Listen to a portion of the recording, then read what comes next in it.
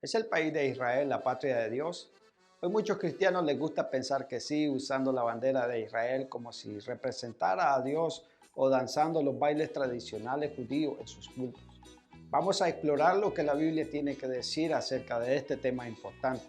Pero antes de seguir, si te gustaría recibir más videos cuando salgan, haz clic en el botón de suscribir. Después de casi 2000 años de no existir, el país de Israel renació el 14 de mayo de 1948. Desde ese momento su sobrevivencia como una nación independiente ha sido milagrosa. Por toda su historia ha sido atacado en ocasiones múltiples por ejércitos más grandes y poderosos, pero cada vez ha salido con la victoria, engrandeciendo su territorio y solidificando la seguridad de su pueblo.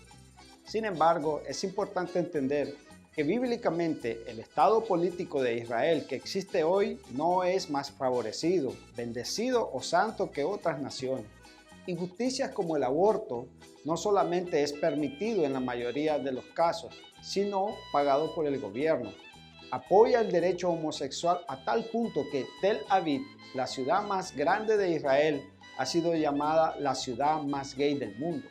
El Parlamento sufre de casos de corrupción seguidamente, donde los políticos son juzgados y condenados en juicios públicos que han sido una gran vergüenza para el pueblo. Con todo eso dicho, Israel es sin duda la democracia más estable del Medio Oriente. Toda su gente, tanto judía como árabe, tiene representación en el gobierno y goza de una libertad sin igual que en cualquier otro país de la región. También ha buscado ser una luz entre las naciones, mandando doctores y ayuda humanitaria a muchas partes del mundo, donde la gente ha sufrido guerra o desastres naturales, aún a países que se han declarado sus enemigos. Mientras podemos decir que el país de Israel no es la nación de Dios, el pueblo de Israel sí lo es, por causa de las promesas de Dios y el llamamiento que le ha dado. Como dijo el apóstol Pablo en el libro de Romanos, En cuanto a la elección de Dios, son amados por causa de los padres, porque los dones y el llamamiento de Dios son irrevocables. hay ciertas promesas de Dios que dio a los descendientes de Abraham, Isaac y Jacob que son condicionales, como la ocupación de la tierra que les dio, y hay otras que son incondicionales, como su llamamiento de ser un reino de sacerdotes y una nación santa, es decir, un pueblo apartado para los propósitos de Dios. Es clave entender que no todas las promesas y propósitos de Dios para con el pueblo de Israel serán cumplidos en este siglo, sino en el siglo venidero, cuando su rey Yeshua, el Mesías, es decir, Jesucristo, venga y reine como el hijo de David sobre su trono en Jerusalén. Solamente allí Israel llegará a ser la primera entre todas las naciones. Entonces, ¿cuál es nuestra relación con Israel como gentiles cristianos? En primer lugar, les debemos agradecer, como explica Pablo en Romanos 9, 4 al 5. De ellos son la adopción como hijos, la gloria divina, los pactos, la ley, el privilegio de adorar a Dios y el de contar con sus promesas. De ellos son los patriarcas, y de ellos, según la naturaleza humana, nació Cristo, quien es Dios sobre todas las cosas. Bajo mucha opresión sobre miles de años, ellos mantuvieron el conocimiento de Dios y el linaje del Mesías Jesucristo como nuestro Salvador. En segundo lugar, debemos orar por su salvación.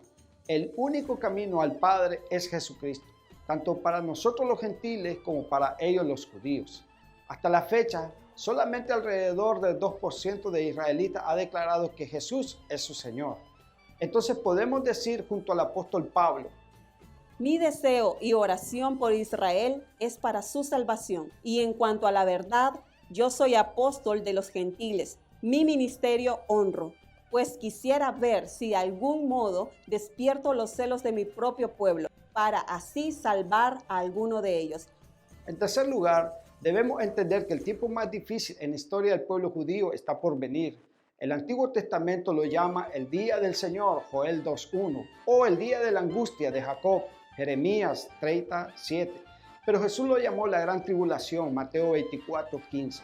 El país será invadido por los ejércitos del Anticristo y los judíos serán perseguidos por todo el mundo. El profeta Zacarías declaró que más de 2/3 de los que viven en Israel perecerán. Sin embargo, será la oportunidad más grande que nosotros como gentiles tendremos para demostrar el amor de Dios hacia ellos. En Mateo 25 Jesús describe esta situación en palabras muy claras. Pero cuando el Hijo del Hombre venga en su gloria y todos los ángeles con él, entonces él se sentará en el trono de su gloria y serán reunidas delante de él todas las naciones y separará a unos de otros, como el pastor separa las ovejas de los cabritos. Y pondrá las ovejas a su derecha y los cabritos a la izquierda. Entonces el rey dirá a los de su derecha: vengan benditos de mi Padre, hereden el reino preparado para ustedes desde la fundación del mundo. Porque tuve hambre y ustedes me dieron de comer, tuve sed y me dieron de beber, fui extranjero y me recibieron, estaba desnudo y me vistieron, enfermo y me visitaron, en la cárcel y vinieron a mí.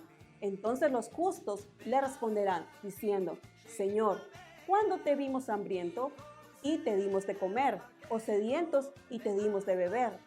¿Y cuándo te vimos como extranjero y te recibimos, o desnudo y te vestimos? ¿Cuándo te vimos enfermo o en la cárcel y vinimos a ti? El rey les responderá: en verdad les digo que en cuanto lo hicieron a uno de estos hermanos míos, aún a los más pequeños, a mí lo hicieron.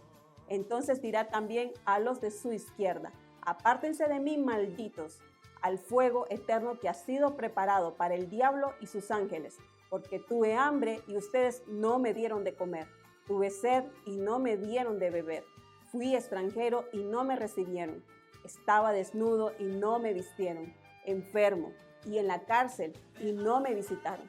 Entonces ellos también responderán: Señor, ¿cuándo te vimos hambriento o sediento, o como extranjero, o desnudo, o enfermo, o en la cárcel, y no te servimos?